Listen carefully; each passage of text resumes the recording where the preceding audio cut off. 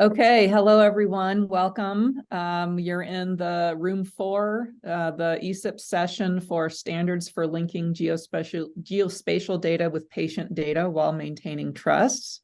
Trust is the theme of this particular ESIP meeting. My name is Ann Thesson. I'm the chair of this session. While this is not my first ESIP meeting, this is my first time chairing an ESIP session. So I'm going to do my best to keep up with all of the various chats and different ways that we can interact during this session. Also, please go to the notes document. As I said, I'm here on my own. I'm the only chair, so please help me to keep notes and make sure that you add your name to the list of attendees. That way we can stalk you after this. I have 4 very wonderful speakers today who are going to talk about different types of data standards and different use cases that rely on building bridges between those different standards. And one of the major motivations of doing this session is that I come from an environmental background, and one thing that we always say is that it's really important that we take care of the environment because we depend on the environment, right? Clean water, plentiful food, clean air, disease control, all of those things nature will provide for us for free if we just stop screwing it up. But it's really hard to have the data that shows some sort of public health impact resulting from the degradation of those environmental services. And a big part of that is because it's really hard to get the data to talk to each other. So let's just dive right in. I'm hoping that this session, we are not going to have enough discussion time here. I'm hoping that this session will serve as a jumping off point for future discussions and for another session in July when we will all be meeting in person. So this is meant to just be an introductory, let's try to form some interesting collaborations kind of thing. So on the agenda, we have Melissa Hundell, who's going to talk about medical data standards, Mike Johnson, who's going to talk about earth science data standards, and then we have Jim Fung and Morgan Goris, who are both going to talk about use cases that bring those 2 different types of data together. And I think we're going to try to save discussion for the end. If you have a clarifying question, we'll make time for that right after the talk, but otherwise let's save all the good stuff for the end. Okay, so without further ado, I will step aside and give the floor to Melissa Hundell, who's going to speak to us. Who's going to give us a primer on medical data standards. Melissa. Thank you very much. Let me know when you can see my screen. Yep, we can see it. We can hear you. Okay. Terrific. All right, so today I'm just going to give a very brief primer on medical data standards. This is so brief that it's really intended to hopefully just be enough to have the rest of the presentations kind of resonate for how we really think about interoperability and trusting in that interoperability across a variety of different contexts that I thought this community might be interested in. You could spend weeks on this topic rather than 20 minutes, so I have missed very many things, but I'm always happy to answer questions either today or in any kind of follow-up. So first of all, I just want to remind people that, and this is true for standards in any context, but it's especially true in the clinical context, is that interoperability is in the eye of the beholder. So this means things like legal and licensing interoperability, and that data that's restrictively licensed cannot be redistributed with permissively licensed data. Often licensing statements are not included alongside the data, and it's very hard to know if you're legally allowed to integrate and redistribute data. Regulatory interoperability, where access control must actually match the provenance to regulatory permission. So, whether it's HIPAA law or IRB oversight, that the person who's accessing the data actually has the proper permissions, and that is carried through any kind of interoperability or transitive efforts where data is being mashed up. There's system level interoperability with platforms and tools. And of course, the data interoperability, where data is often unencoded or not coded in such a way that supports interoperability. And that's really the focus of today's talk, but it's important to remember, especially in the clinical context, these other key features and interoperability. And that's where a lot of the trust issues come in as well. So just to start, clinical research still lacks a lot of data standardization. So this is a slide from the FDA, just showing 4 different clinical research studies. This was from the early 2000s, but the situation really has not changed. Asking the question of how many women actually participate in clinical trials.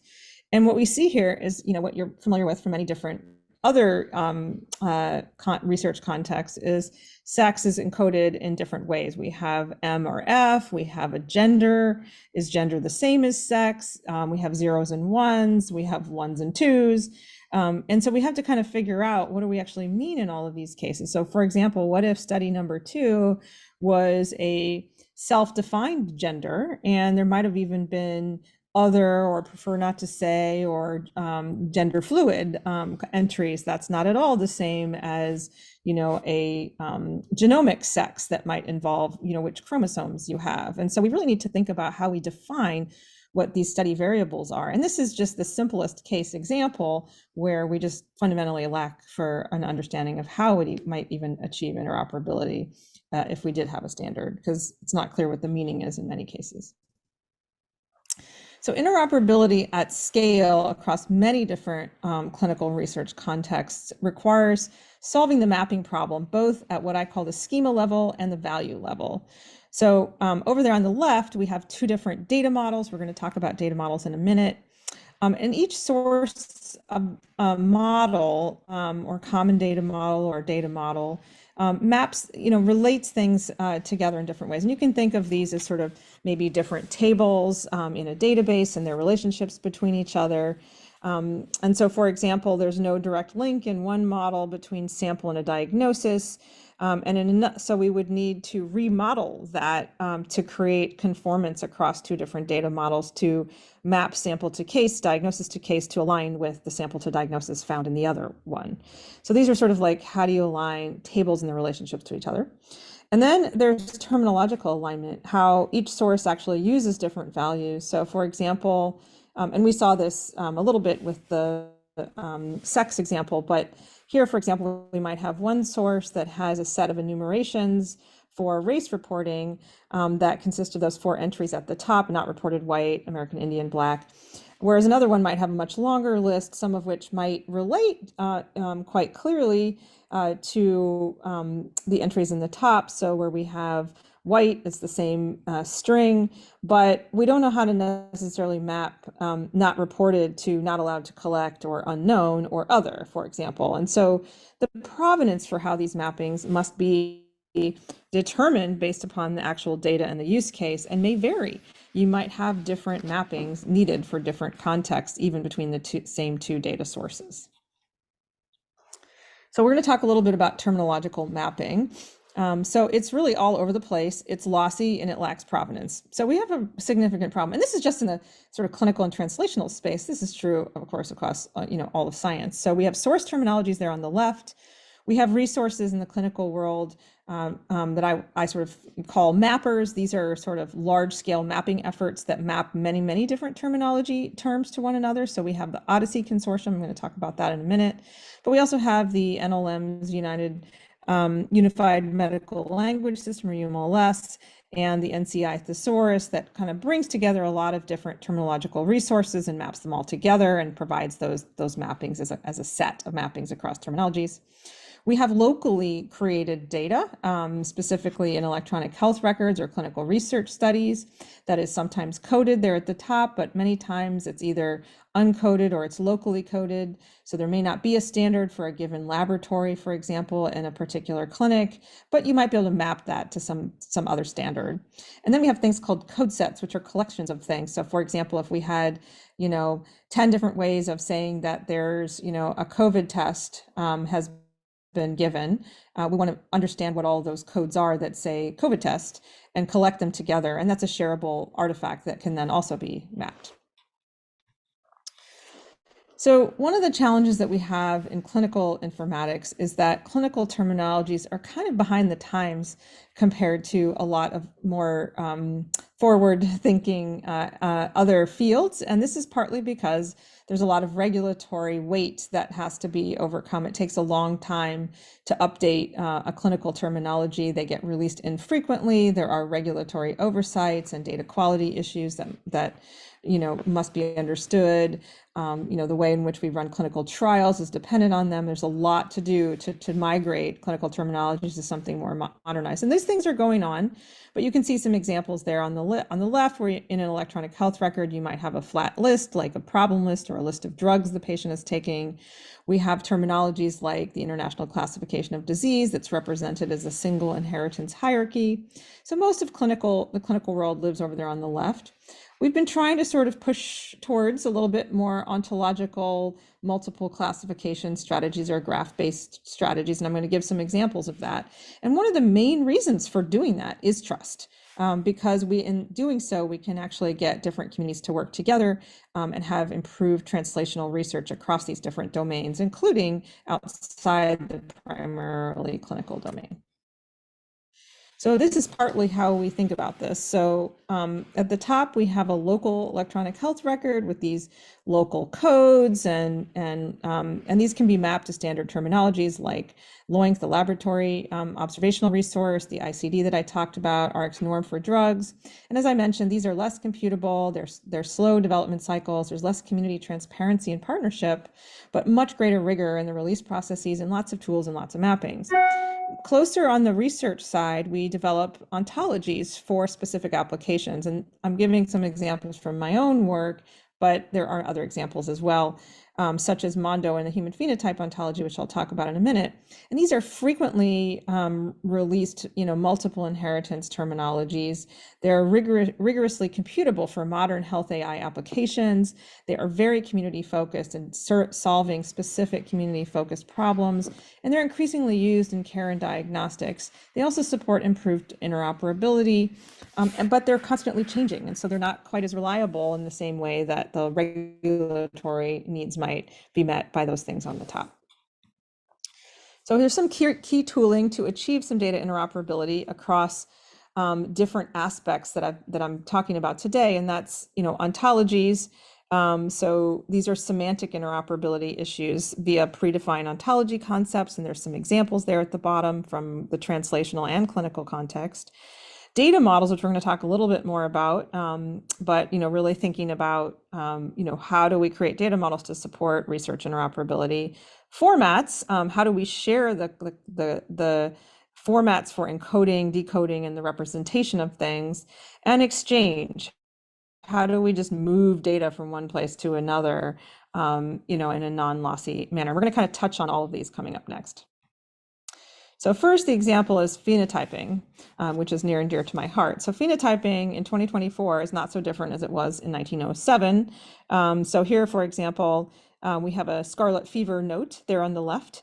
And we really like to sort of get past how we sort of humans document characteristics of patients. But the reality is that it's actually worse now because we have copy-paste functions in electronic health records, and it's very easy to copy clinical notes from one visit to the next. And a lot of times the way in which those notes are created is not really as expressive as it used to be. So if anything, we're actually getting worse in some ways.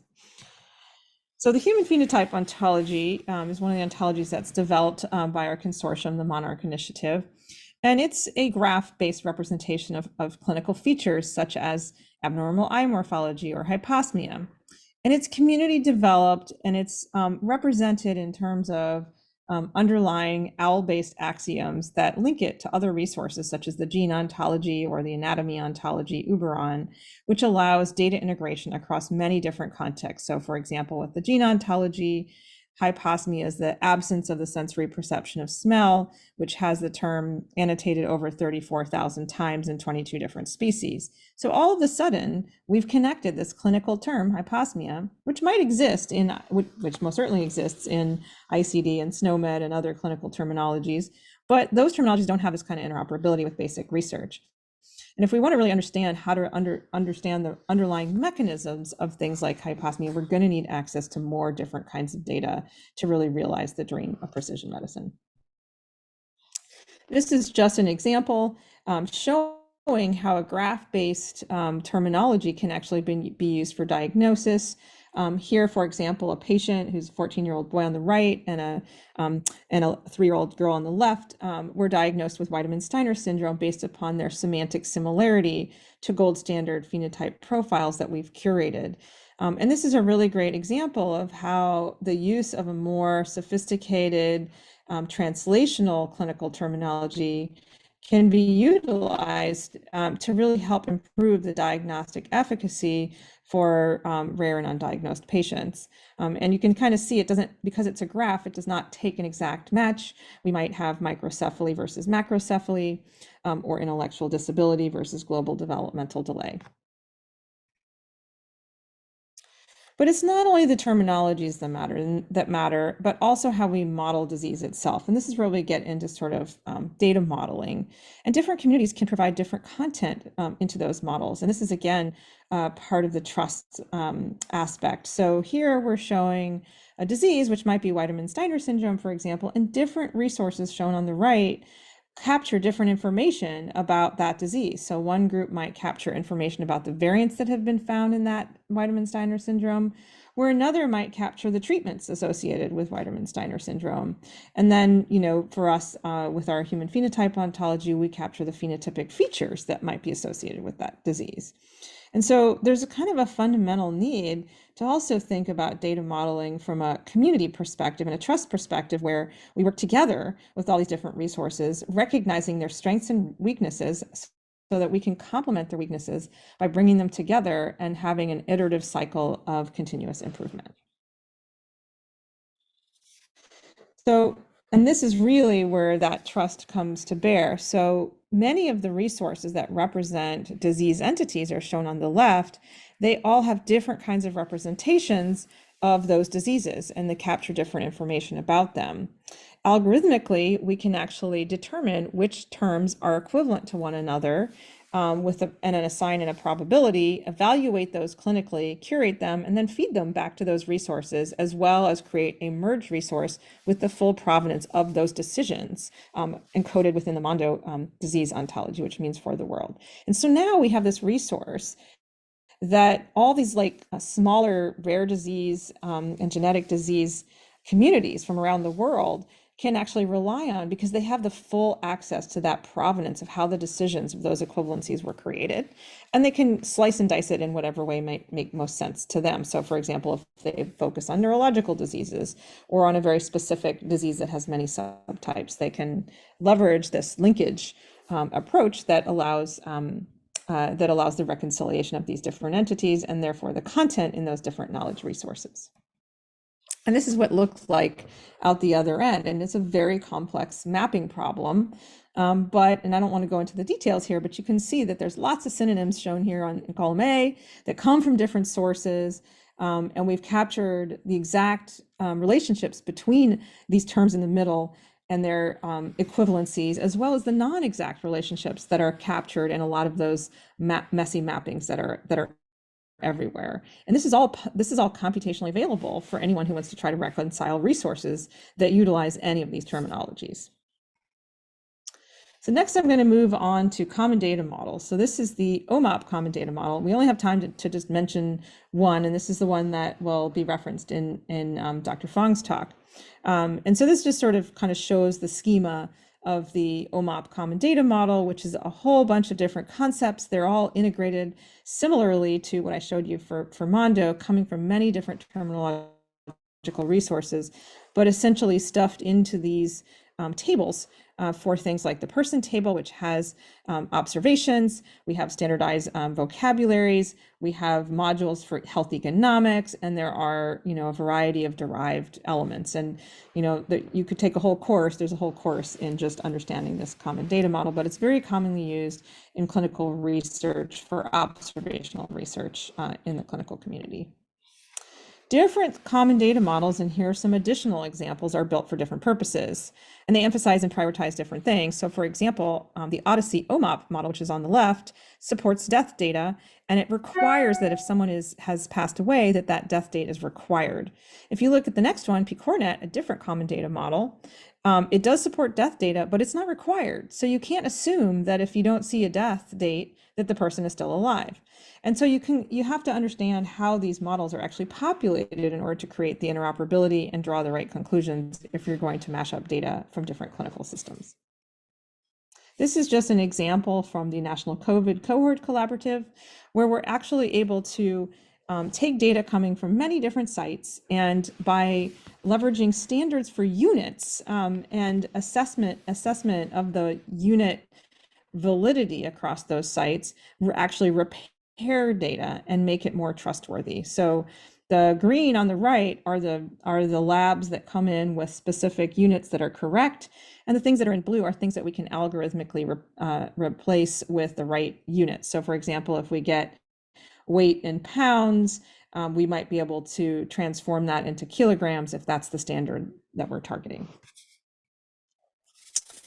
Next and last, I'm going to move on to FHIR, which is a very popular standard right now because it comes with a very large community. It's very open source, and it's also a newly required standard for clinical data exchange for care in electronic health records. It's also been very confusing how people have been using it for research. So I just wanted to spend a little bit of time on it so that when you it will invariably bump into it if you're going to do anything with clinical data, you'll kind of have a little bit of background about kind of what it is and what it isn't. So FHIR is essentially a set of resources, and you can think of these as sort of containers, and you have different containers like an observation resource container, and these containers have slots in them. For example, you can say who, what, when, where, as with reference ranges, for example, for a test with a coded type and a value. So here, for example, we have a test for PSA with a certain value. That's an observation. And you can see an example on the right for observation number 2 for a test that looks at serum sodium. And these are both observation resources, and this is basically essentially an example of a FHIR payload.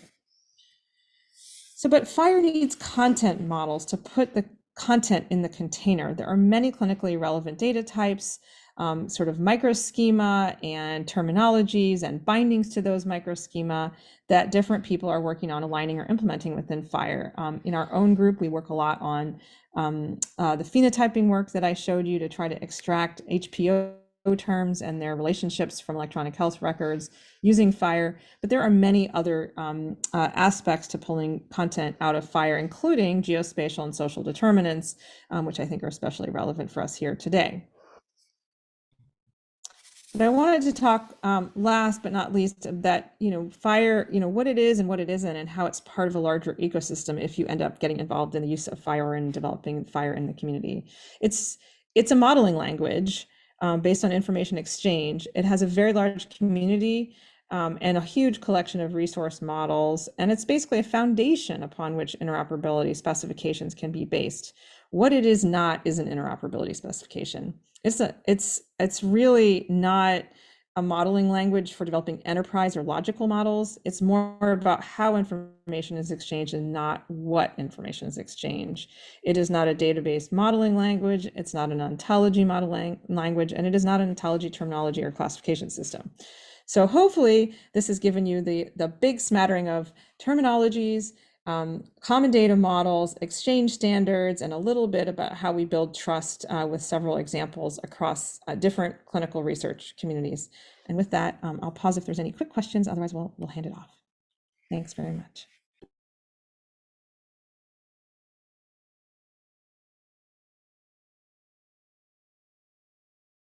Okay, thank you so much, Melissa. That talk had a lot of content in it.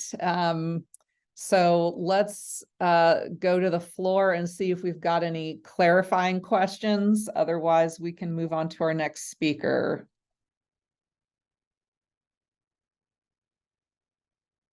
Okay, it looks like everyone's good. So we can now move on to our next speaker, Mike Johnson, who's going to give us a primer on Earth science data standards.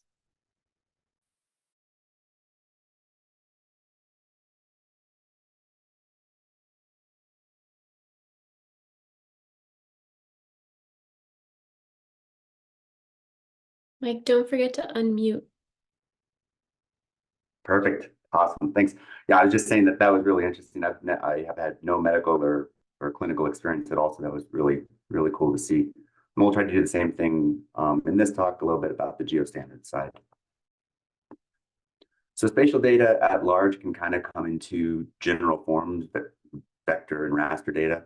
Vector data might be things like lines, building footprints, polygons, points, and raster data is more your gridded representation. And both of these are two different ways to represent digital data kind of in a GIS environment. And it makes it so that we can represent objects or phenomena of the real world kind of in this digital world. So we're going to start the first little bit and go over some of the vector data information, then some of the raster data, and then look a little bit at the standards and formats and things that we have available to us. So the key standard really dealing with vector geometry is the simple feature standard. And there's a few publications here that you might see in a particular ISO standard. They are used to describe the geometries that represent features. So they're not necessarily any of the attribute information that we just heard about a bit, but it's really how we're representing the spatial properties of them. And all 2D geometries can be boiled down to points, lines, or polygons. And the reason simple is in the words is just because everything can be based on points. So lines, polygons, etc., are abstractions of points in a sort of class hierarchy. So the three key things of this standard is there's a class hierarchy with these. There's a set of operations that can be done on them. And there's binary and text encoding. So we'll focus a bit on 1 and 3 today. The operations themselves are all your spatial predicates, the things that you can do once you have this kind of data read into your environment. Simple features and simple features access are two different parts of the same standard, but they are used pretty synonymously. And again, that is that ISO standard there. And it's representing how we're getting all of this information into our computers. Most, if not all, platforms, whether it's QGIS, ArcMap, PostGIS, GDAL, use these access patterns and these representations to store information. And one of the more recent standards in terms of representing spatial data, GeoJSON, also uses a subset of these, which forms the Big 7, which has been adopted really kind of the key ones that are supported in all applications. When talking about privacy and accuracy, a few critical things to remember about vector data is that it is very precise. When you're representing a point, it is a discrete point on the Earth based on your coordinate reference system. So a lot of times it is difficult to maintain privacy or accuracy if you're representing somebody's house or the street they live on. There's a ton of methods, if this is of interest, that help you jitter or mask or resolve these different point attributes with these very precise measurements to less precise sets of information. And relational tables can help keep some of the data private and some of the data public. So you can always block off some of your data sets in relation to others, depending on what your end use application is. So I put a few just papers over there to show the larger context of this is a huge body of research that a lot of people work on, all the way from CIA does a bunch of this stuff to research universities, so you can kind of pick your level of resolution that you're looking for. So we talked about simple features is a set of hierarchical classes. It really boils down to everything comes down to a point. If you're representing vector data, it's about organizing and representing points in some way. You can have 3 different points here that are discrete entries. This might be somebody's house. This might be where a measurement is taken. It might be a stream gauge if you're looking at hydrology applications. And points don't have any length or any area. So it really is just that XY location. The only thing that makes a polyline from a set of points is that you order these points in some particular way and store them together. So a line now has length to it and still doesn't have any area, but it's really just the represented ordered set of the vertices or the points that you started with. Same thing with polygons. The critical part of a polygon is that you just close this loop. So here we're representing 3 points. If you wanted to turn this into a triangle, you'd have to represent 4 points. And by denoting the start and the end node is the same, kind of close that area. And by doing so, your polygon now has area attributes associated with it. So in general, when you're talking about simple features or any of your vector data, it is some organization of these. They get more complex when you start talking about multi-lines or multi-polygons, but they're always sets of these. And when you go to represent these points, these polylines or these polygons, one of the most critical ways is well-known text. So this is the human readable form. And it's a markup language just for representing these. On the right here, you might see, if you have a point, it's a set of coordinates, right? You might have a point at 10, 40, 40, 30, 20, 20, 30, 10. That's within a particular reference system that we'll talk about in just a bit. If you have multi-points, you have multiple sets of those points that are then indexed as a list. And as you build out lines, strings, polygons, and multi-polygons, you're just storing nested lists of these coordinates. So again, all of your resolution, your precision comes down to how you represent these different points. And if you were to represent these in kind of a data sense, I really do like how R does this. I show examples. They're simple feature collections that have 3 features and 0 fields. We don't know anything about these particular points at the moment, but we know that they're a point geometry. They have an XY dimension because they are that point in XY space. There is some bounding box, the minimum X and minimum Y from them, and they're in a projected system of some sort. One key thing here is that there is a binary equivalent, and all of your programs use this as their input and output. We don't really need to know how to represent well-known binary ourselves. It is interesting if you're interested in it, but most of your processing software will always translate between your well-known text and your well-known binary to represent these, regardless of data format or processing pipelines that you choose. Now, for most things, people are interested not only in the geometries, but the attributes and the information that you can store with them. And so, for example, here we're going to break down that R print just a little bit more critically here, in that we still have a simple feature collection. We still have 3 features, but now we have 3 fields associated with it. We still know it's a type point. It has an XY, has minimum bounding location, and this will come back this bounding box idea when we talk about raster data, and it's still in a projection system. The biggest thing we've changed here is we now have attribute information about the city, the state, and the population associated with that geometry. Some of these can be made public. You can keep some of them private using relational tables, but you're associating different states of an observation or an entry with a particular geometry. And that's what allows you to have this simple feature idea of attributes and geometry related to one another. We've seen a bit that all of these points, polygons, and polylines sit in a projection system. So choosing your projection system or your coordinate reference system, if you see CRS, is critical for a lot of the observations that you make and how you store information, how you process it. And there's 2 main types without going too into the weeds here. There's geographic coordinate systems. And these are usually angular form. They represent the 3D Earth in terms of angles from some center point. And if you hear lat long or anything like that, or WGS84, they're generally referring to these geographic coordinate systems. And in order to build a geographic coordinate system, you need typically 3 things: an ellipsoid, so perfectly sphere representation of the Earth; a geoid, which is actually taken into account all of the rifts and valleys and masses and everything with it. You don't necessarily have a perfect sphere; and a datum, which is a reference point for elevation to be marked. Any combination of these 3 things gives you a geographic coordinate system. There are key ones that most systems use often, and you can call upon those, but you can also build custom ones yourself based off of these different combinations. A lot of times you'll also see projected coordinate systems. So if you've heard of UTMs or state plane systems or equal Albert projections, if you work within the USGS data, most of these are projected coordinate systems. And projected coordinate systems come when you try to unfold kind of this 3D sphere into a 2D plane.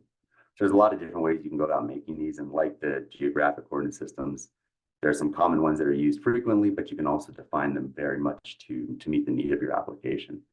And if you hear of conic, cylindrical, planar, it's just how are they unfolding this 3D representation. And in each one of these has different implications for how you distort area, line length, or things like that along the Earth. So careful choice in your projection can limit the distortion for a given task. One thing that's critical is these CRSs, so these coordinate systems, can be represented in a wide number of ways. And so you'll see different ways of representing the same thing. So here we're looking at one that is 4326.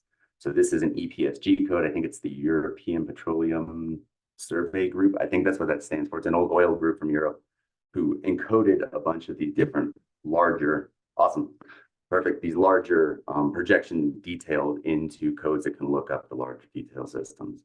But you'll know within an EPSG code, you'll still have your geodetic CRS, you'll have a datum, you'll have the ellipsoid that you're using, you'll have when it was last revised, and so on.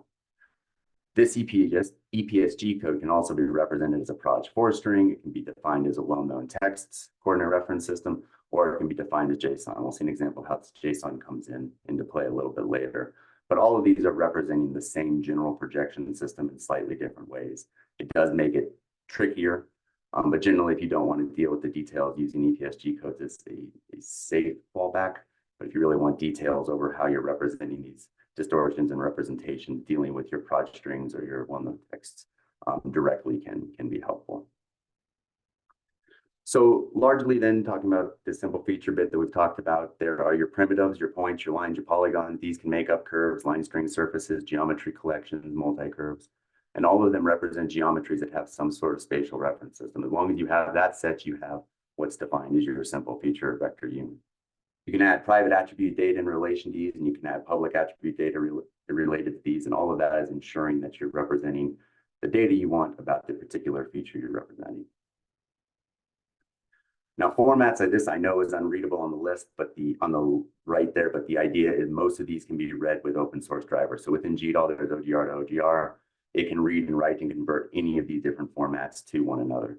So there are common formats like shapefile, geopackage, GeoJSON, flat, GeoBuff, GeoParquet, Parquet, and KML that have their particular use cases, such if you want to work in cloud environments, rendering fastly, storing text or easily readable text. If you want to short tables and geometries together, GeoPackage is helpful. They all have their use cases, but they are all convertible between each other with open source software.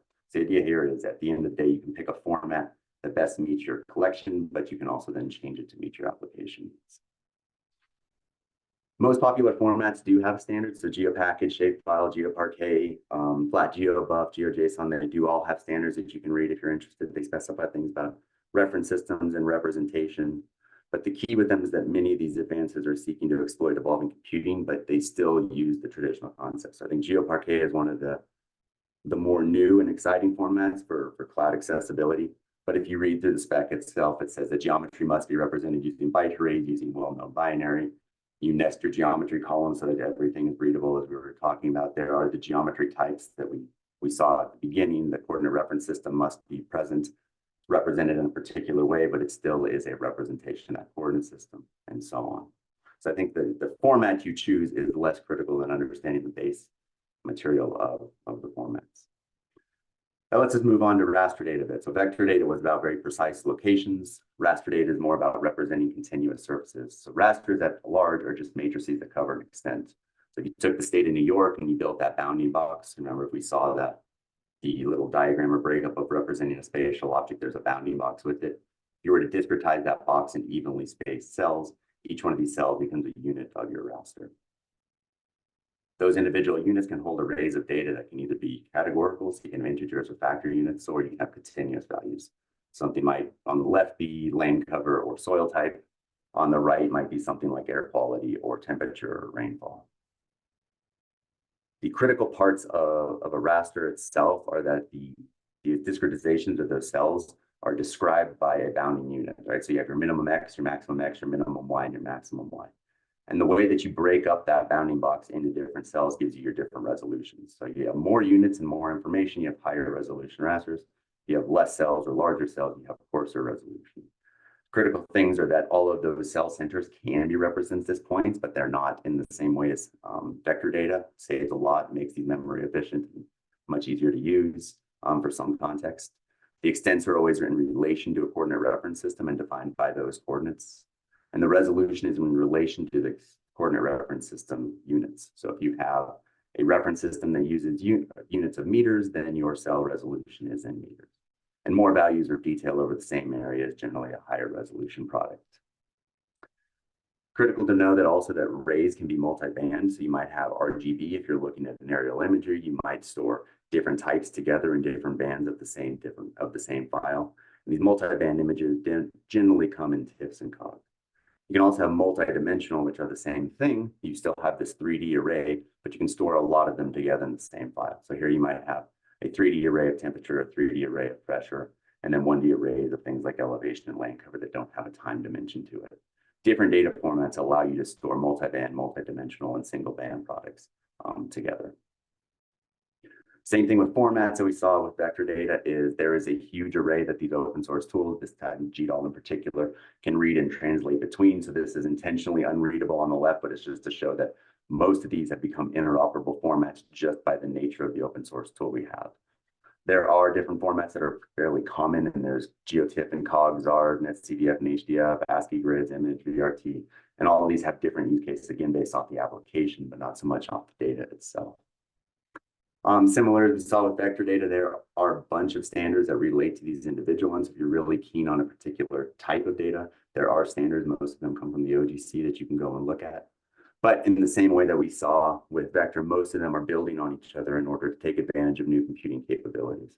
And so just to show this bit here, if you look at TIFF way back, I think in 1996, it was an image file format for storing raster graphics. A data for a single picture can be made up of several samples. For example, an RGB image might have a red sample, a green sample, and blue, so that's a multi-band image. GeoTIFF came along and said we need to make sure that we can geo-reference these TIFF files, and we do that with map projection, coordinate systems, ellipsoids, and datums. And then cloud-optimized GeoTIFFs or COGS came along and said that with new protocols like S3 and HTTP, we can actually allow partial access or partial read to these data sets instead of download. But even though these are three different standards, they allow different types of read and write access based off the application you want. And again, you can translate between all of them using open source software itself. So the last little bit then is at the end of the day, a lot of times spatial data is meant to be distributed or visualized. And there's two different type of forms that generally can take with this. There's server-based or infrastructure-based. You'll see a lot of these things about web feature surfaces, web mapping surfaces, web coverages, forget what WPS stands for, geographic markup language, REST APIs, and so on. There's a bunch of tools that allow you to put the data somewhere, put a middleware server implementation on top of it, and allow people to request and gain data. One of the newer and pretty exciting options for this is to do serverless applications that take advantage of these cloud optimized formats. We saw a little bit about COG, GeoParquet, PM tiles, VRT, and Stack. And all of these allow you to put data somewhere and be read partially based off requests. And GDAL again can handle a lot of this. And there's a ton of information on the web that I'd love to talk to you guys about, but I want to point out two particular examples here. One from Kyle Barron, who really showed how GeoParquet is allowing us to render massive amounts of data very quickly. And then Post-Toller here made a really nice application using COGS and raster data to query information. And so the last little bit that I'd like to say is that understanding the core data structures is what really allows, and their advantages and disadvantages, is what allows you to select how you want to collect, share, and represent your data with issues like precision, accuracy, privacy, what your end use case is, how you want to analyze it, how you want to distribute it. And there's critical software like Proj, GDAL, and Geos that make working with that data and converting it between formats quite simple. And while the volume and complexity of data is getting more, so we're getting higher resolution data, and we're getting more information, dealing with that is getting challenging, but things like FAIR principles and cloud optimized practices can really help. There's a guide there of cloud native formats. If distribution is something you're interested in, I'd really recommend reading that. And then all of this is supported by ESIF's Cloud Computing Cluster and the IT&I group, as well as other communities. So you're definitely in the right place to learn more about it this week. And with that, that's what I've got. Yeah, thanks for the opportunity. Okay, thanks so much, Mike. That was very informative. Again, lots of information there. Do we have any clarification questions? Okay, I'm not seeing anything popping up. So I think we can move on to our next speaker, who is Jim Fung. Jim is going to talk to us about a specific use case within the CLAD project. And this is a need for linking medical and geodata. And I'll let Jim take it away. Thanks. And thanks, Dr. Handel and Mike. Both of your talks actually set this up very well, because I chose to take out a lot of introductory slides, and I think both of you had covered the clinical side as well as the geospatial data type side. So I don't have a lot of slides for you, because I tried to be really reduced in terms of how much time I would want to allow for each slide. So I'm actually going to spend more time walking through them slower. This slide basically covers, in the next 5 slides, we'll talk a little bit about the objectives of this project, which is Center for Linkage and Acquisition of Data, in that it is trying to facilitate or enable clinical data enhancement through linkage with spatial temporal temporal information. To do that, this is a bit of how do you characterize the events in a clinical data record and then bring in information that's happening outside of the clinical setting, potentially the things that are real world, like the exposure to air quality or water quality circumstances. One method in order to do that is geocoding, which is the act of translating location information into place references as a coordinate reference. Some transformations might happen after that, but I'll go only a little bit into that because it's more of a question of, is this the spatial unit that we would want to release for analysis or for row level records. And then finally, I'll talk about assessing the quality of geospatial linkage. This is to go from address to the geocodes generated and then linkages afterwards, which would require more than just the spatial. It would be the spatial temporal and the sort of relationship with variables in research or interpretation. Just to put everybody in the same sort of just thinking up on what are we talking about in terms of the input into geocoding. Oftentimes this is the spatial and temporal information captured as a either GPS coordinate, or more reduced than that would be the address records and just some information about time in residence. Sometimes it's not actually an address to where people reside, but it could be where the mail goes. And as sort of a reference point, the assumption is that like the person is generally in the vicinity. So sometimes that can be useful in order to just get the general part of the world represented.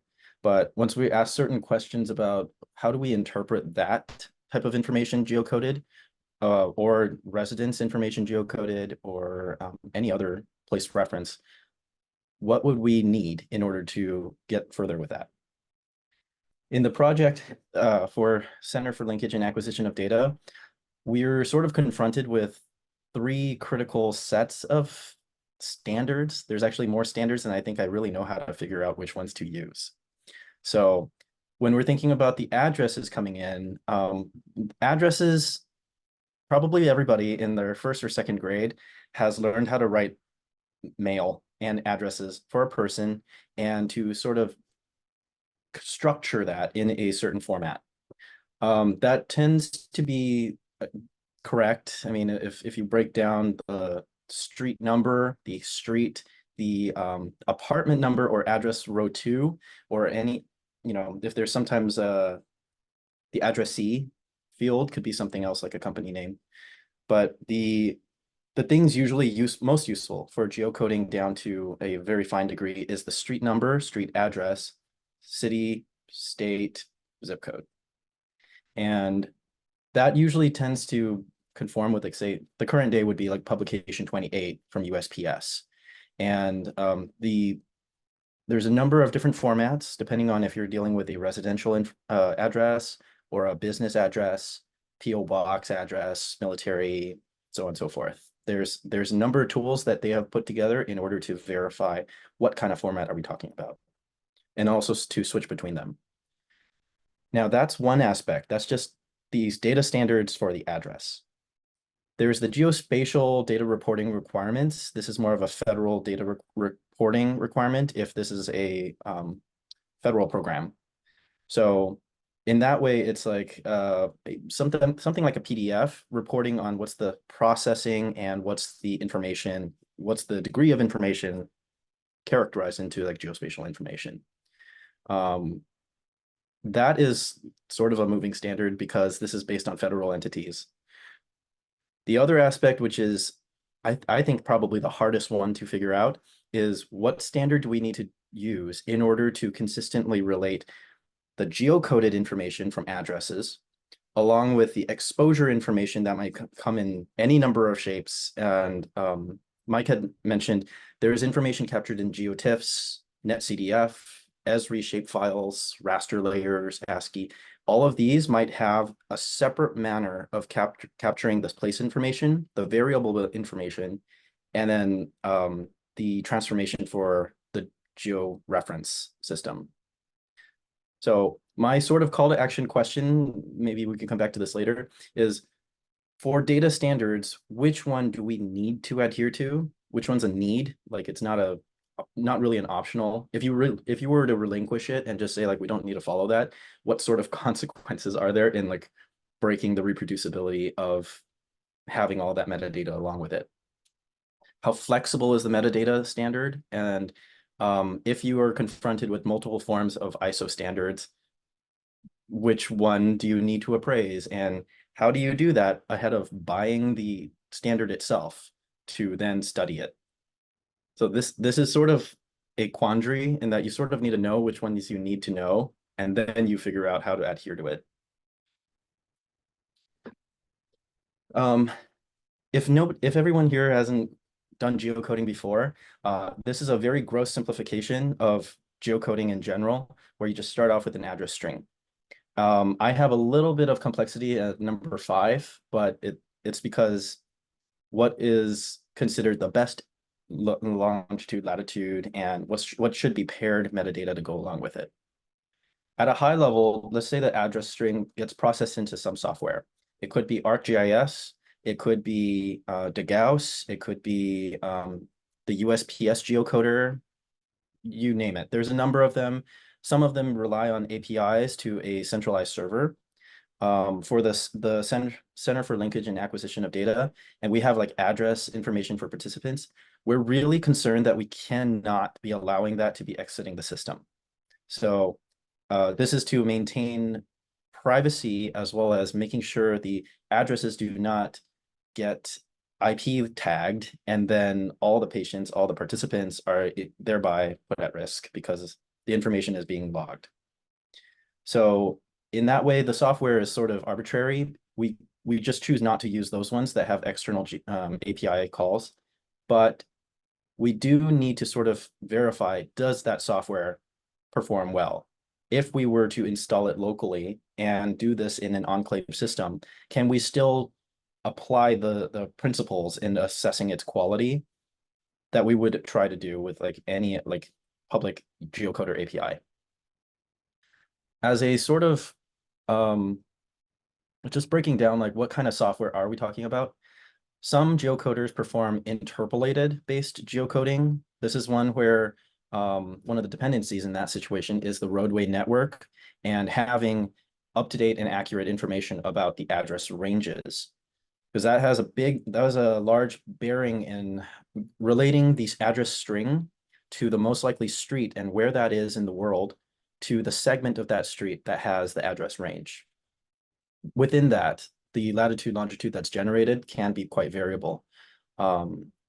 If you imagine that you were dealing with a urban neighborhood and the address ranges between each block are very concrete and very succinct, that is a best case scenario for interpolated based geocoding. The worst case is where you're dealing with a very rural cornfield area and the roadway networks are super long, and the address range can be roughly about the same, except it's exacerbatingly wide. So the latitude, longitude, and interpolated methods can be subject to the fact that the roadway network and the address ranges are just really far apart. So in that situation, some of the literature talks about parcel-based geocoding, which is an alternative method where you have a parcel layer representing every one of the buildings. And so this is often used in, say, 911 calls, where you really want to pinpoint, like, where is this issue happening and where do we need to deploy?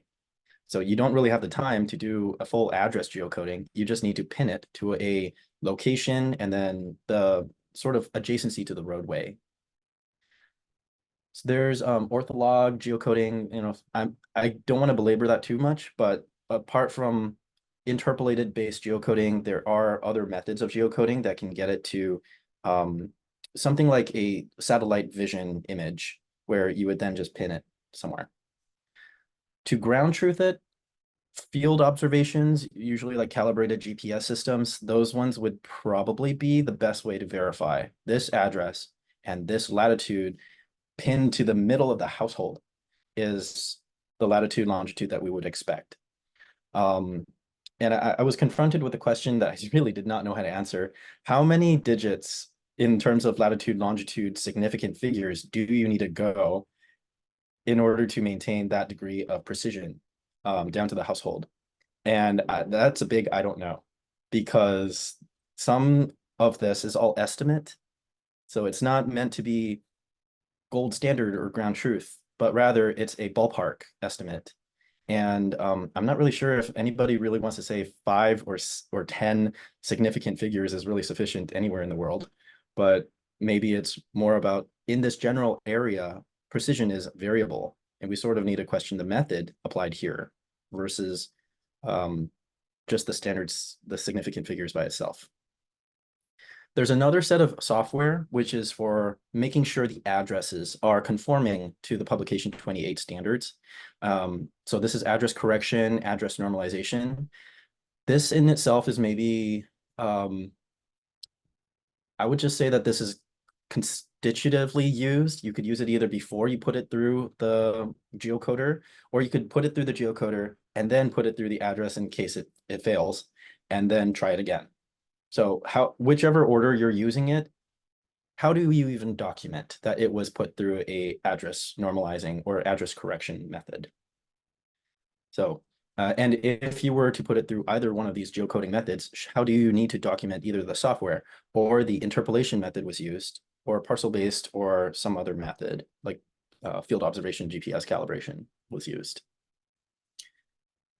Let's say that once geocoding has happened for an address, you get the more conventional ways is like you'll get a latitude, longitude.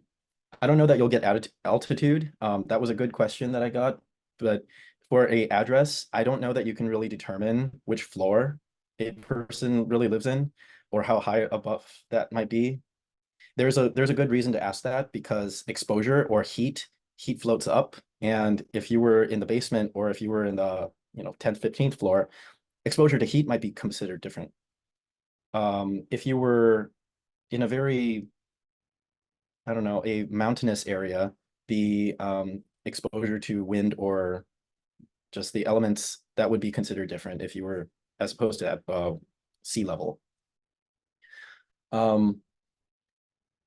Paired with the address geocoding is usually some form of matching score.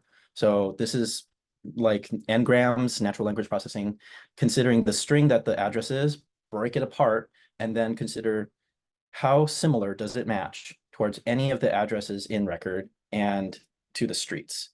So if that's an exact match, there's really no spelling error, no like probability that it's a mismatch, then you have a really high score, and you can sort of rely on that for the quality of the geocoding. But if you have something that is potentially misunderstood as like a different location, different region, the derivative latitude, longitude also gets put into question. So just seeing the latitude, longitude is not enough. You really do kind of have to look at, did it do this right? Is there some measure of uncertainty or some, in the sense of like, say, a PO box address is really not geocodable because it's got at most a zip code and some city and state. The PO box or the location of the mailbox, you could only get as close as the finest geospatial resolution, which is the zip code or the city. So in those circumstances, you might just want to ask, like, why did it fail? And if it failed, is there another method we could use? Geocoder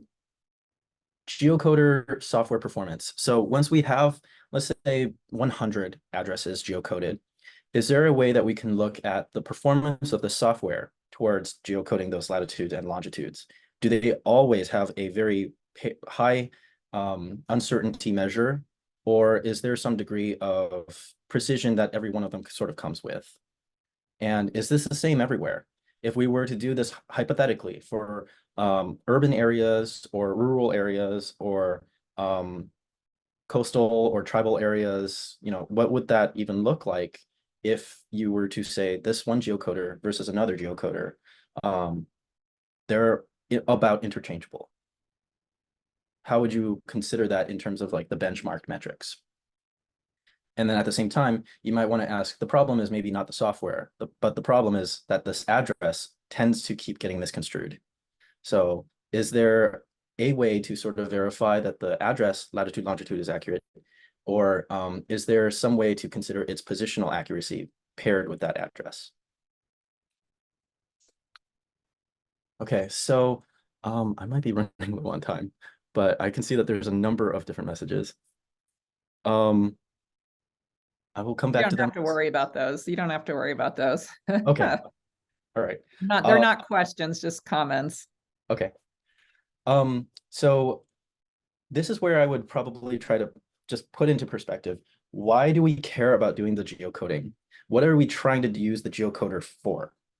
The geocoder is sort of like a engine in order to transform the address to some coordinate. And from the coordinate space, we would want to consider these are like people's addresses. So this is sort of the attribute of what is the potentially being exposed to that person or that place. My background is actually in toxicology. And for the last 8 years, I've also been looking into disasters and these climatological effects.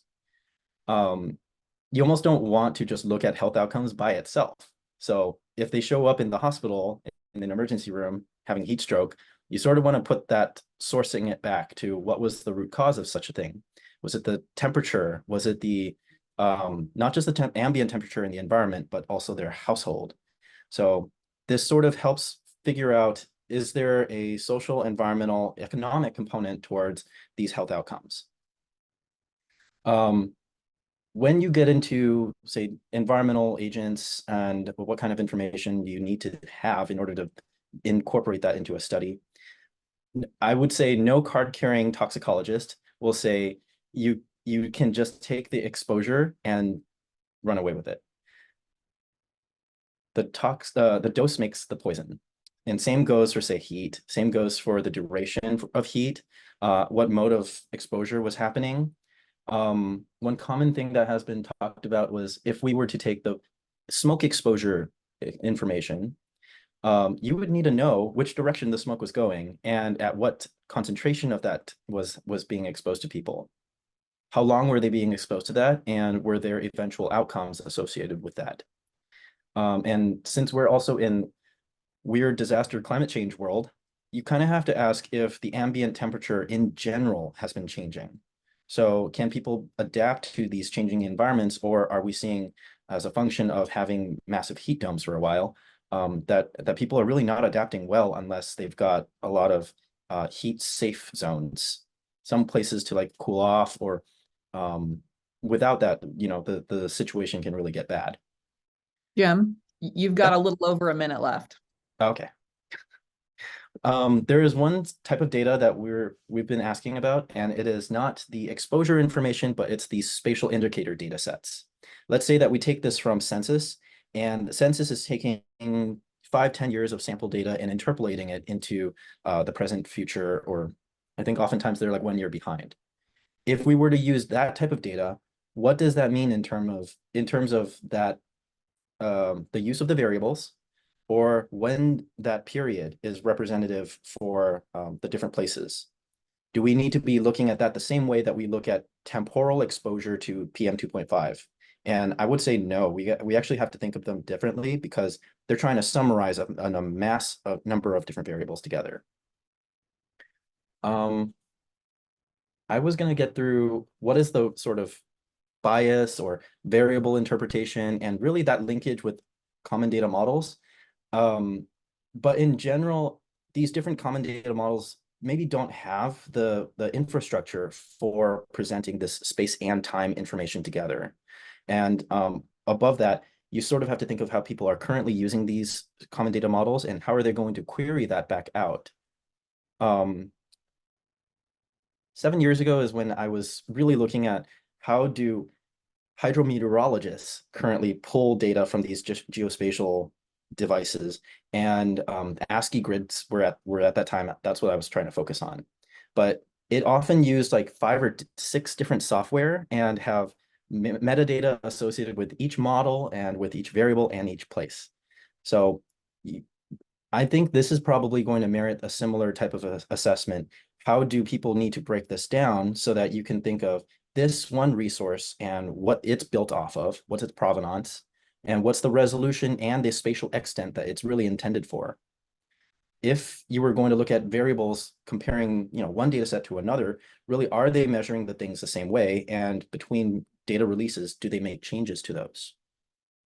And once you have those types of use cases put together, how do you retrieve this? Is that straightforward? And is there a potential for like data leakage or information leakage between time and space? Like trying to predict the future, but instead you already know the future. Something like that would be very complicating towards a epidemiological research question. Okay, and that's I've got 4 papers that were cited as part of this, and I just want to thank Dr. Ann Thesson and Melissa Handel for allowing me to work on this interesting problem. All right, great. Thank you, Jim. That was very, very interesting. And I'm hoping we can come back to the questions you posed at the end. I can already see that Jim and Mike have a lot to talk about. So last but not least, I want to introduce our final speaker, Morgan Goris. She's going to present another use case that brings together environmental data and patient data, looking very specifically at a disease outcome. So with that, I will hand the floor over to Morgan. Great, thank you so much. All right, this is fun going last because I think I'll be able to tie in some of the new or maybe old vocab that y'all have heard today from other talks. So I'll share my research on using human case counts, so epidemiological data of a disease case to predict disease endemicity and the test case of valley fever in the United States. So I'm a staff scientist at Los Alamos National Laboratory. In general, I study geohealth, which is the intersection between humans, health, and the environment.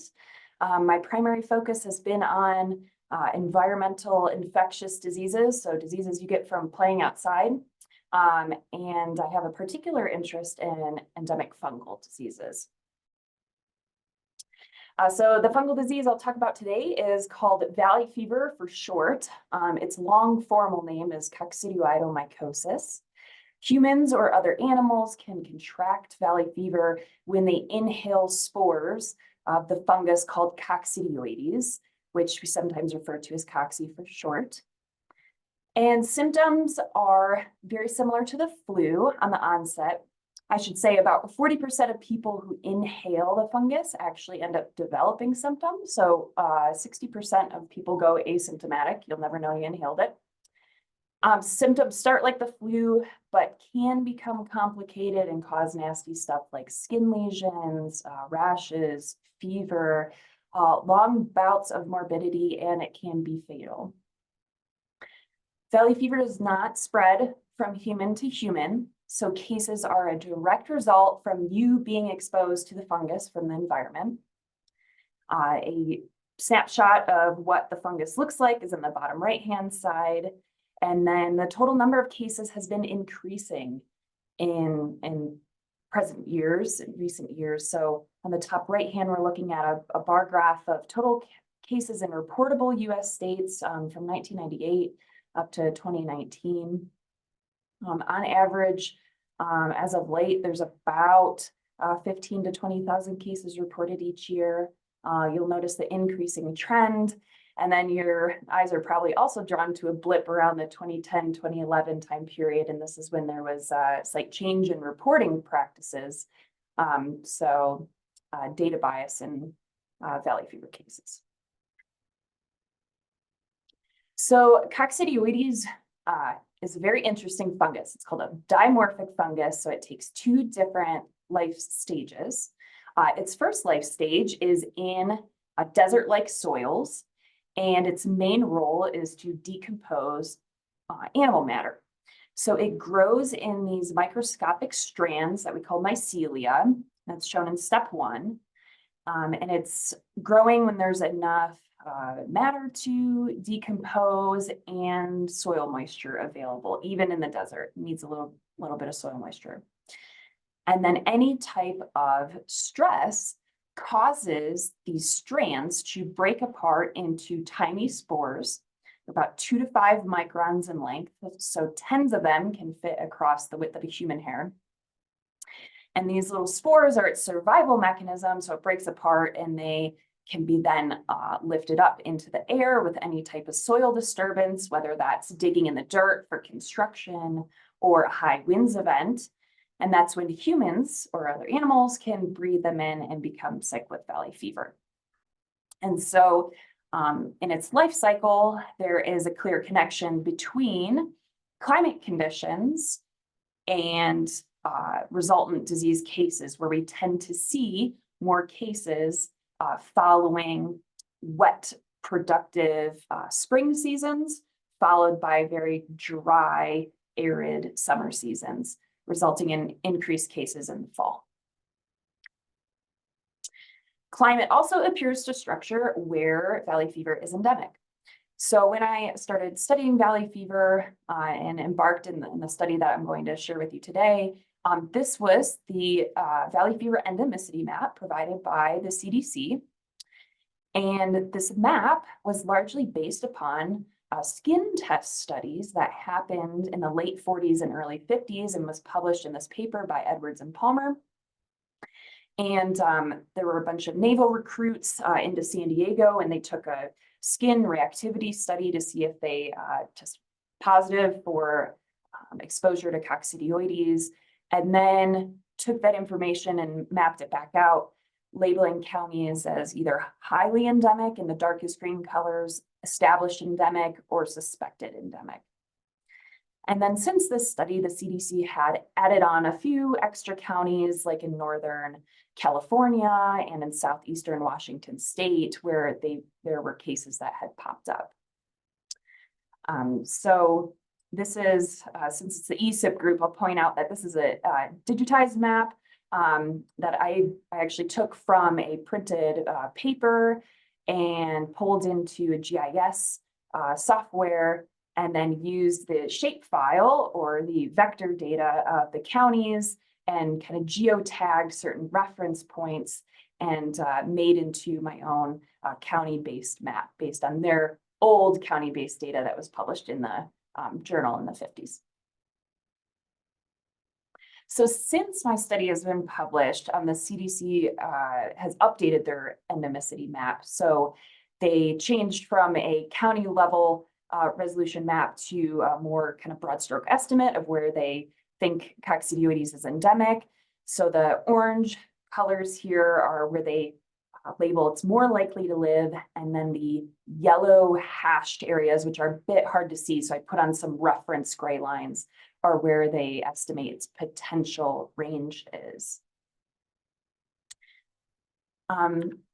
So it's clear that the current endemic area is really limited to the southwestern United States. This is the arid areas of the US where we know coccidioides is a good inhabitant of, because it's a poor competitor relative to other soil microbes.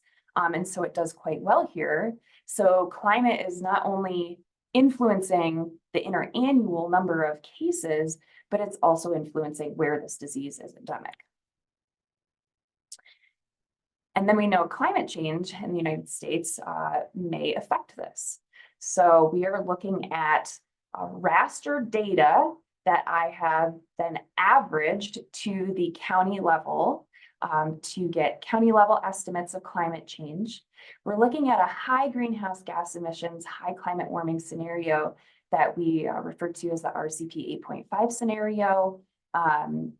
These are the CMIT-5 projections, and looking at comparisons over time, the end of the 21st century relative to our base time period for this study, where mean annual temperatures are projected to increase by 3 to 6 degrees Celsius, and mean annual precipitation will change by region, where some regions on the East Coast will become wetter, But most of the area endemic to valley fever will stay relatively dry or even become drier. So what this ultimately might do is shift the geographical range of valley fever and what populations are at risk for contracting this disease. So my study questions was, currently, where may valley fever be endemic? You know, the CDC was using that information from the 50s. So I set out to try to find a method to better estimate where the fungus was and what population might be at risk now. And then once we create a model of that, too, where might valley fever be endemic in the future in response to climate change? So in order to study these questions, I needed some health data, and going out and taking soil data and actually testing for the presence of coccidioides is very time intensive, and it's quite difficult. It grows very sporadically in the environment. So you can go out and take a soil sample and get a positive, and a meter away, take another soil sample and get a negative. And so a better way to kind of estimate where coccidioides is endemic is through human case data. So I set out to collect valley fever case data. I did not get any demographic data, no PII data with this data set. It was just total case counts. I ended up gathering data from the state health agencies. At the time, I wasn't able to get data through the CDC, but since this study has been published, I now have a data use agreement through the CDC to access county level case data. So I gathered it for the states in the Southwest that are reporting cases. So not all states are required to report this disease, but California, Nevada, New Mexico, Arizona, and Utah all have case data. This data was geocoded before I got it.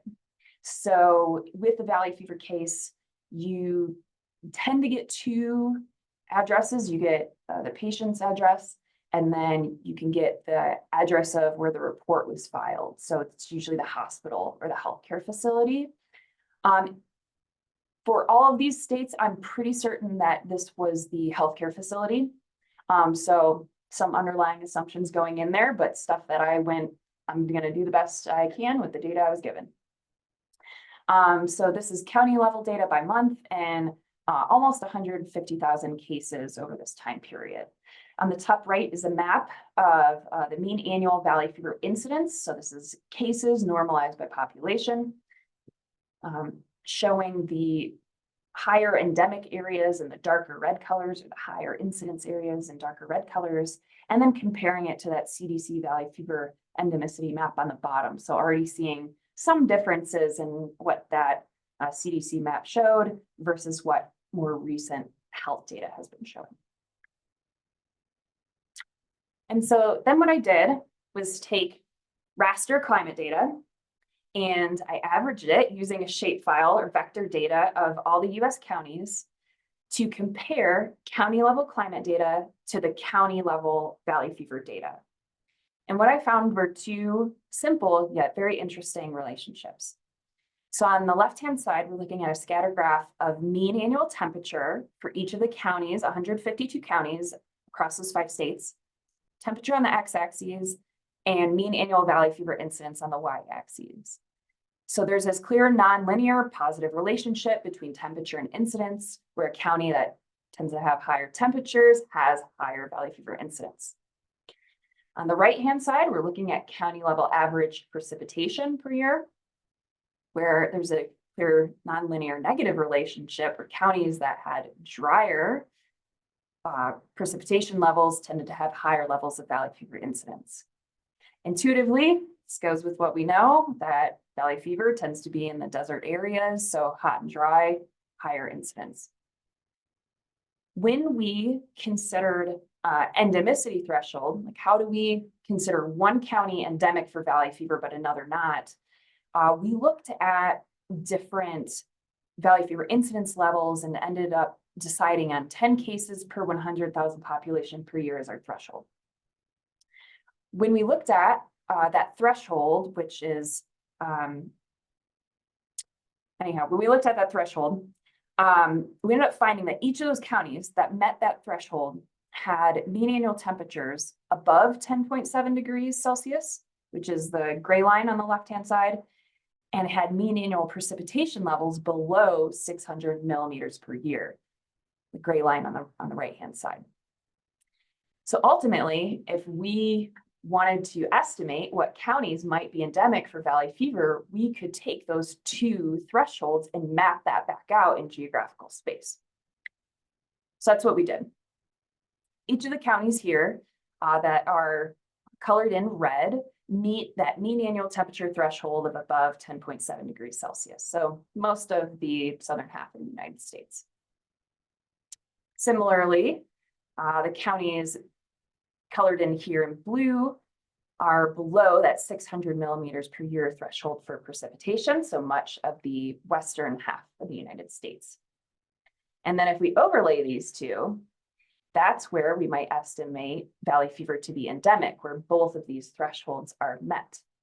So this is the area that's highlighting in the magenta pink color, covering a solid portion of the southwestern United States. The magenta area covers 217 counties across 12 different states. And based on around 2010 population levels, it's about 52 million people living within this area.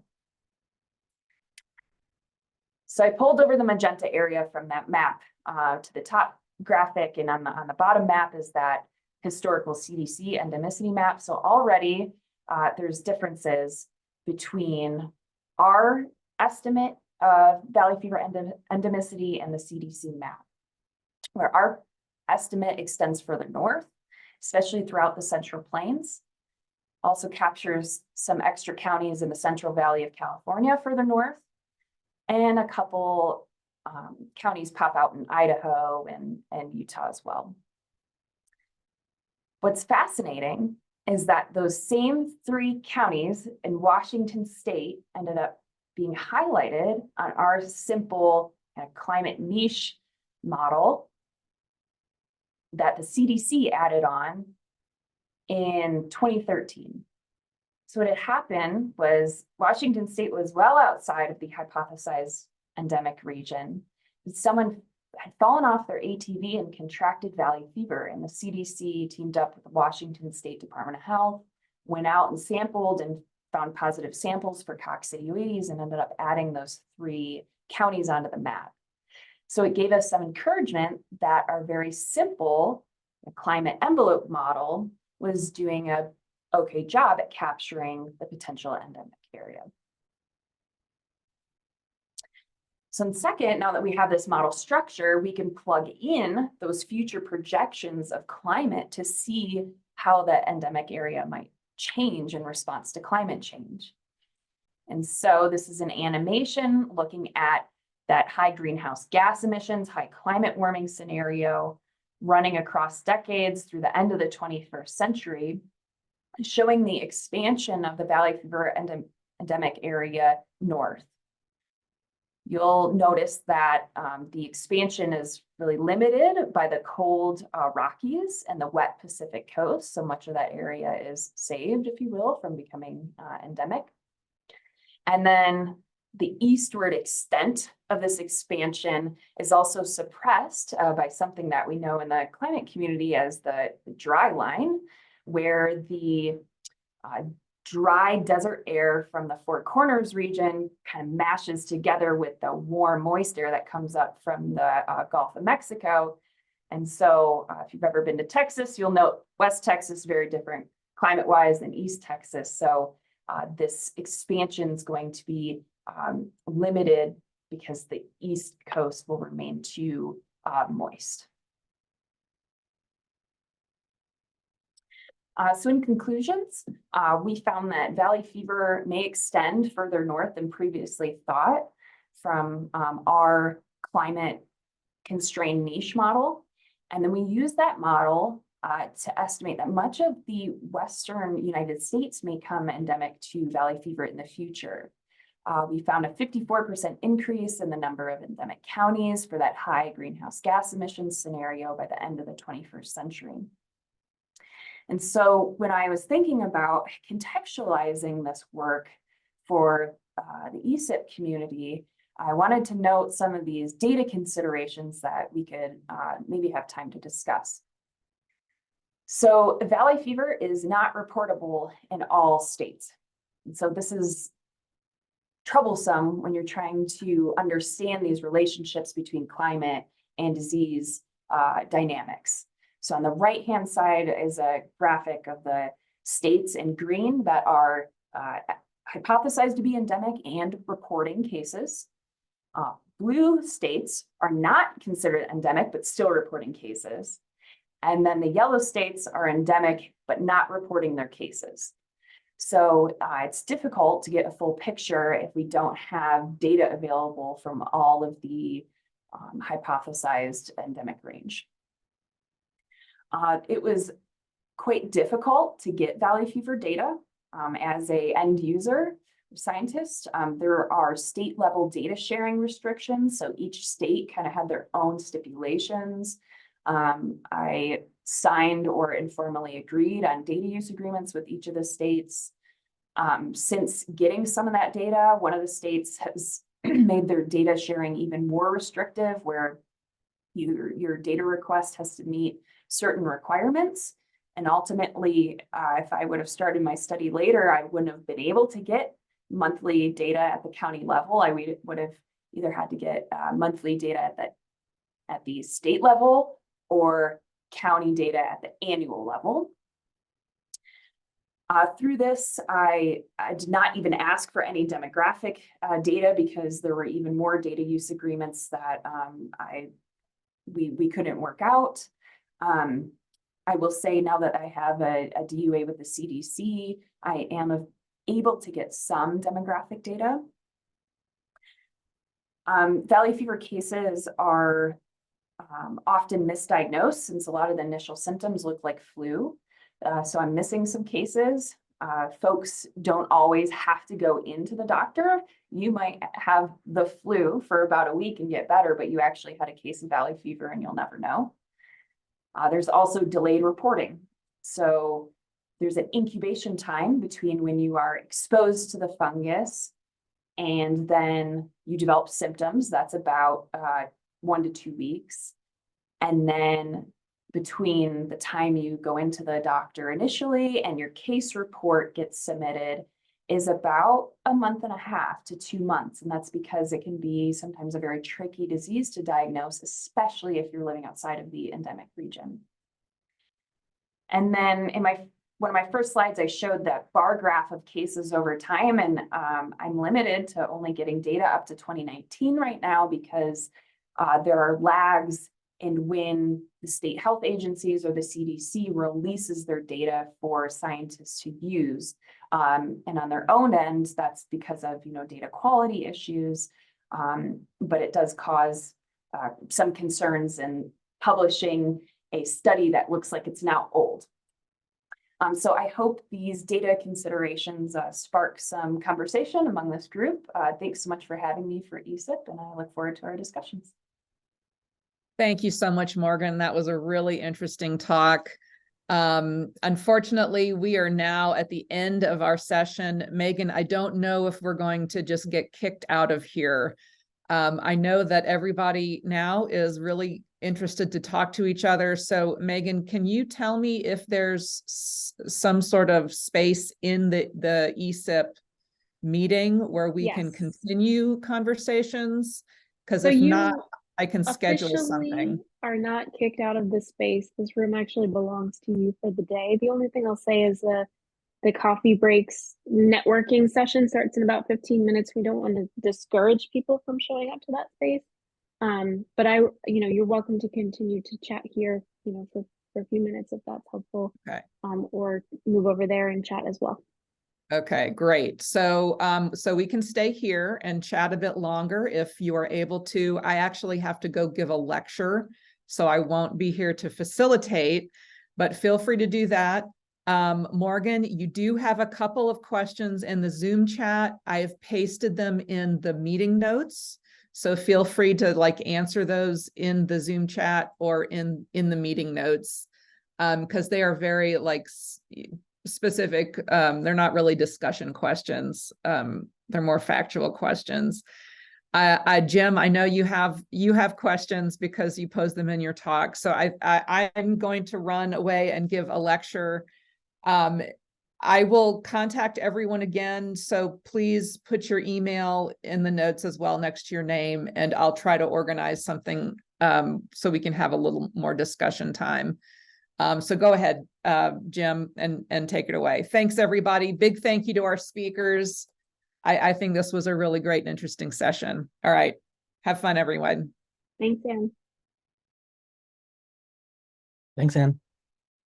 So I was going through the comments, and there's a couple of interesting comments in here about OpenStreetMap and the sort of use of a private instance to, I guess this is just like a sandbox of OpenStreetMap so that it's not using or logging into the rest of the server. Nominatim, there was a paper that was looking and comparing different geocoders. I think it had published like 2 or maybe 4 years ago. And Nominatim was actually one of the ones they were trying to benchmark. But I guess that's more of an infrastructure and development environment question. What would you need to put in that environment to like make the OpenStreetMap instance useful? I also, this is just me, I'm not entirely sure if OpenStreetMap is like a gigantic juggernaut of a resource to install. So what's sort of like the pragmatics of, do people do that and create private instances within OpenStreetMap a lot? Yeah, so take what I say with a grain of salt, because probably 3 years ago when I did this last. But at the time, if you hit the OpenStreetMap API, right, it like you can use the free web service, but your queries are recorded. You can actually download the pertinent information from the latest PDF dump. So you don't need everything, and you can define on the region if you're just interested in the United States. And then Nodium is in software that sits on top of that. So you can actually install your own instance of Nodium and set up the server and get all of that working. It was doable. I did it as like a first-year grad student, so it was definitely something that could be picked up, but it did take a day or two to get started. But once it was set up, it worked pretty well.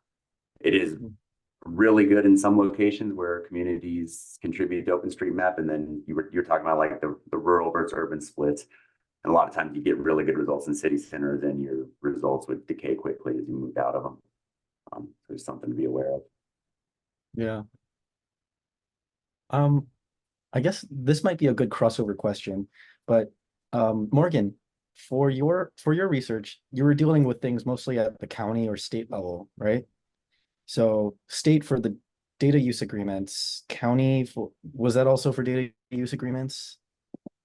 The county health agencies compile their data and send it to the state. So I get the county data, but I get it from the state. Okay. So in that sense, like the ordinance that you would get data for is for an entire state. That's like the cumulative sum from like all the counties underneath it. Is there any effort towards getting like higher resolution than maybe county?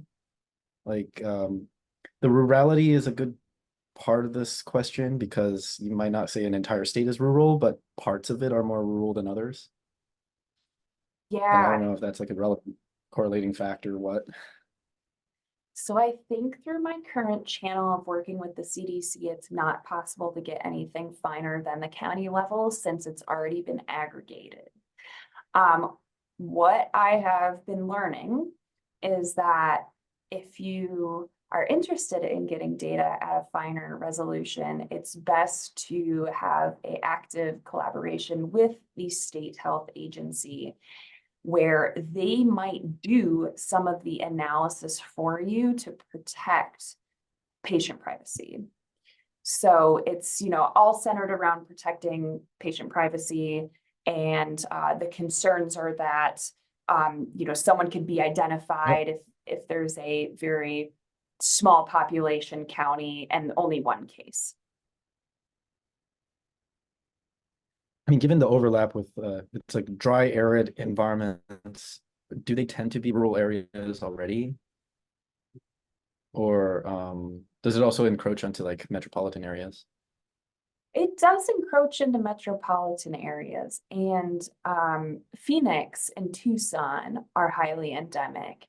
And one thing that, you know, we take into account when we're interpreting our results is that folks are probably, they might not be getting exposed in Maricopa County where Phoenix is. They might be going and playing in the desert elsewhere and then coming back and they're seeking healthcare in Phoenix. And so there's some travel biases where you're going to a different county, getting it coming back, or even across states. I'm from Michigan originally, so a lot of people go down to Arizona in the winter and then they go back to Michigan and the case ends up getting reported in their home county. So that's interesting. That's definitely something that I've been thinking about. Like, how do you interpret the residents?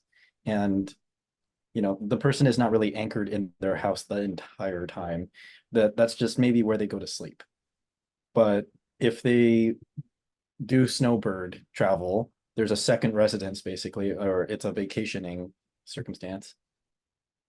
How does that need to be adjusted in the timeline for a person's travel? This is maybe more relevant for like a state managed geocoding and them putting together the data set, but just that segmented timeline where like they're here in one place and then they're in on record they still live here, but they just keep moving around a lot, maybe for work, maybe for vacation, maybe that's how they got exposed to something. But are there caveats that need to be tagged, and do any of the metadata standards really allow you to like represent this as the residence timeline and then another sort of travel separate timeline for when they might actually live there and they're traveling? I put a question in the chat which is a little bit more precise. It's the whole incubation timeline for cocci, and there is sort of the relevance there because of the temporality with how long does it take for the illness to matriculate. And if you see that in the electronic health record, how much time do you need to sort of adjust for the incubation? And you know, it could be different depending on person, but I think we almost always adjust with a bounding or a like a not a bounding box, but just a general period that might be exposure and incubation. Yeah, that's what I've done in my work is a general time period. And that data has come from, they call them enhanced surveillance studies. And so the reason why we have a better understanding of travel and valley fever and some of the spatial biases is that the CDC or the State Department of Health will actually phone interview as many patients as they can and get essentially more metadata asking, you know, have you traveled out of state? Have you been in a dust storm? Have you been, you know, digging in the dirt for construction? And so although those data fields aren't captured in the generalized reporting, we'll get these one-offs of like, here's a 4-year data study out of Phoenix. And from this, we found that the average or median time between adding up incubation period and the delayed report is 2 months. And so the best I've done is apply that 2 months, since each case is highly variable.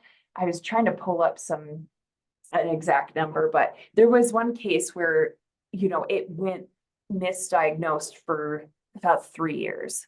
And so you just have these one-off cases that it's hard to know. It's hard to know a more explicit lag relationship. So I've been generalizing it, and then taking it one step further, I also generalize it when I look at relationships between climate and case data. So I tend to not analyze anything on finer than a monthly time period, because I don't think we can rely on the weekly or daily data. And then I consider, okay, how did temperature and precipitation 2 months prior line up with that case data, so that I account for the lag.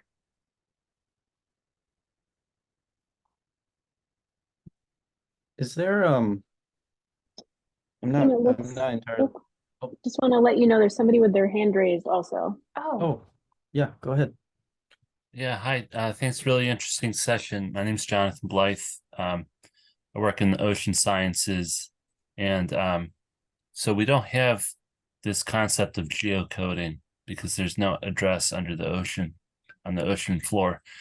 But we do have the same geospatial concepts and methods. We follow FGDC standards, for example, and there's a part in the anyways, what the definition for geospatial data depends on the data being in a vector or raster format. Or actually, imagery is also considered geospatial, even if it's not rasterized. But I have a question for you in terms of your geocoding presentation and the data before it's been geocoded. Would you consider it geospatial, or is that the point once it's geocoded that it becomes geospatial? That's a great question. I think that depending on where you're asking, some people might say it is just a string. It's not geospatial yet. But I actually think like that's just one step away. So it's as soon as it gets parsed, you can get at least the zip code information. You get the these references to like the place, like city, state, and the zip code. To get it further down to like the most precise unit, that's where I would say like you really do need a geocoder to the address reference or the roadway network. So I would say the address string is still geospatial information. It is definitely considered one of the PII. So we generally cannot release those. And it's because of the potential for re-identification if that string does get out and it's associating to I don't know, something that might be defaming. Does that answer your question? Yeah, that's very helpful. Thank you.